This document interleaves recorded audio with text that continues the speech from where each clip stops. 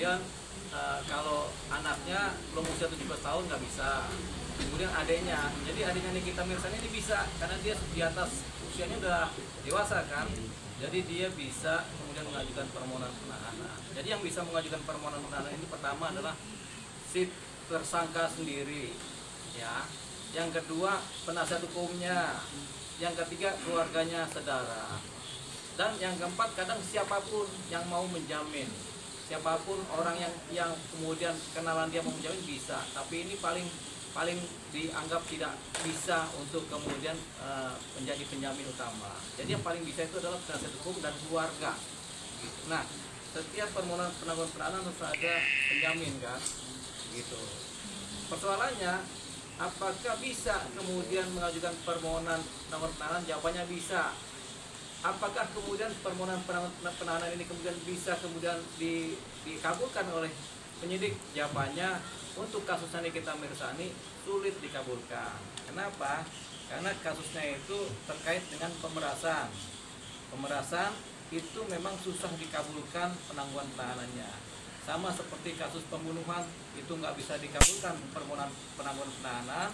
Sama kayak kasus pencurian, penganiayaan berat, perkosaan, percabulan di bawah umur itu nggak bisa ditangguhkan. Termasuk narkotika itu nggak bisa ditangguhkan. Jadi siapapun yang mengajukan permohonan penangguhan penahanan terhadap Nikita Mirzani bisa, tapi agak sulit dikabulkan, malah cenderung nggak bisa dikabulkan. Jadi Nikita Mirzani akan tetap ditahan. Alasannya mungkin yang lebih itu apa sih Bang, yang karena memberatkan? Kasusnya adalah kasus pemerasan. Karena kasus pemerasan itu jarang orang ditangguhkan. Gitu. Karena dasar dari pemerasan ini mirip sama kasus pembunuhan, melukai orang lain, mencederai orang lain, baik secara psikis maupun fisik. Gitu. Nah, kalau pemerasan itu kan ada pemerasan yang fisiknya orang dilukain, ada juga orang diancam dibunuh. Nah, itu kan pemerasan kan. Nah, itu nggak bisa ditangguhkan karena melukai orang baik secara psikis dan fisik. Apa karena 20 tahun penjara juga Bang untuk... Itu salah satu standar dari hukum kita yang mengatur bahwasanya kalau ancaman hukumannya di atas 5 tahun itu pasti ditahan. Tapi sebenarnya walaupun diancam 5 tahun bisa juga ditangguhkan penahanannya. Tapi khusus perkara-perkara yang objektifnya seperti ini, itu memang posisinya adalah tetap ditahan. Jadi ada perkara yang posisi penahanannya karena subjektivitas dari penyidik, tapi ada juga perkara yang penahanannya karena objektivitas dari perkara itu sendiri.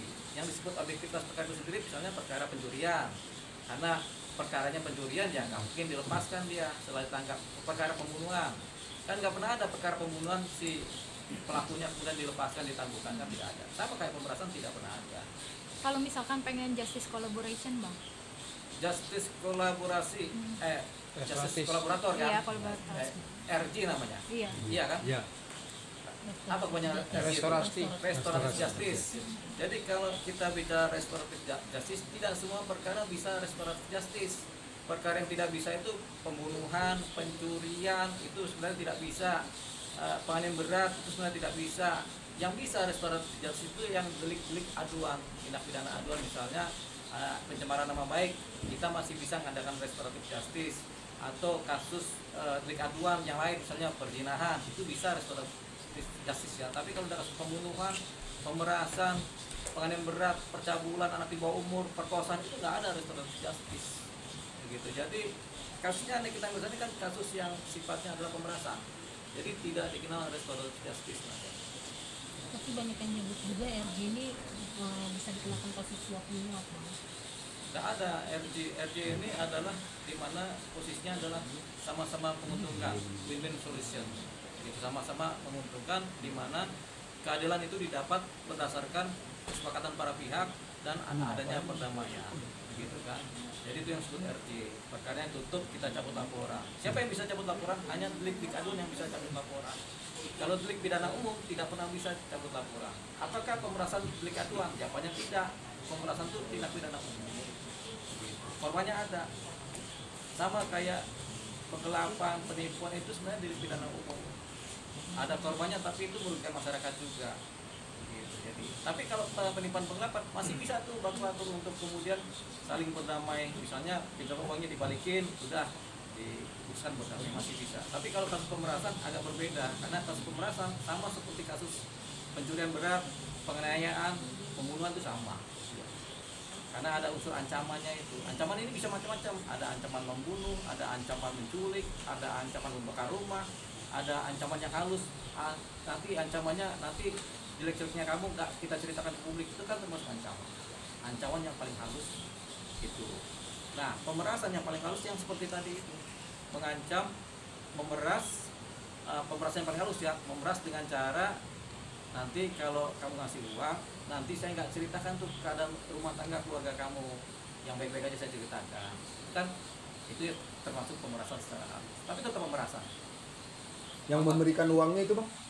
Memberikan uang ya korban. Bang. Yang memberikan uang karena diperas ya korban. Jadi korban itu kemudian menyerahkan uangnya karena dia merasa diperas dan diancam. Karena biasanya pemerasan itu dibarengi dengan ancaman. Setiap pemerasan harus dibarengi dengan adanya ancaman-ancaman, baik ancaman kasar maupun ancaman halus. Artinya kan ketika dia mengasih uangnya, artinya kan produknya dia bermasalah kena juga. Nah, itu korban.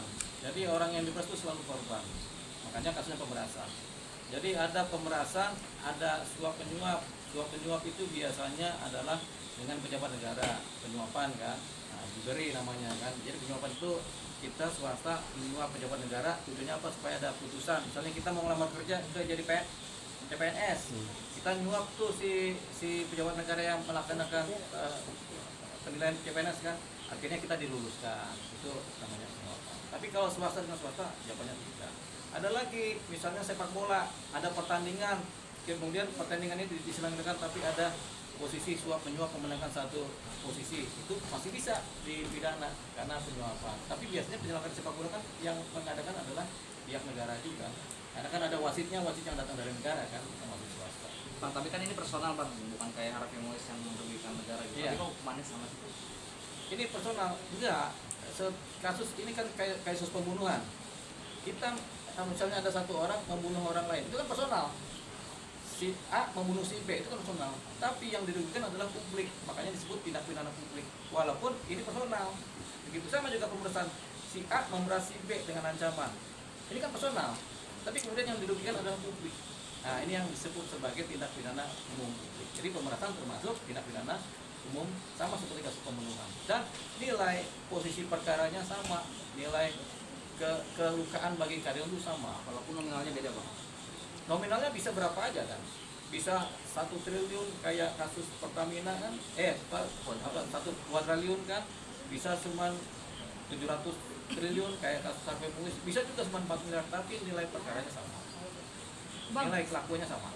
misalkan ini apa kalau ada yang mau menjenguk kasus pemerasan ini dibatasi Bang atau gimana sih Bang?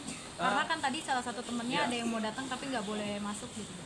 Jadi begini, penjenguk terhadap tersangka yang ditahan, terhadap orang yang digantung ada waktunya. Senin Kamis, Senin Selasa Rabu Kamis Jumat misalnya, jamnya jam 9 sampai jam 3, itu ada waktunya. Kemudian tidak semua orang, tidak semua keluarga boleh menjenguk, hanya pada saat-saat tertentu dan keadaan tertentu dan siapa aspeknya. Jadi nggak bisa semua orang kemudian bisa menjenguk. Ini kan bukan rumah sakit nih, ruang tahanan. Kalau rumah sakit masih bisa, rumah sakit aja ada waktunya tuh. Posisi orang menjenguk sama juga ruang tahanan juga ada untuk menjaga ketertiban di dalam tahanan, jadi nggak semua orang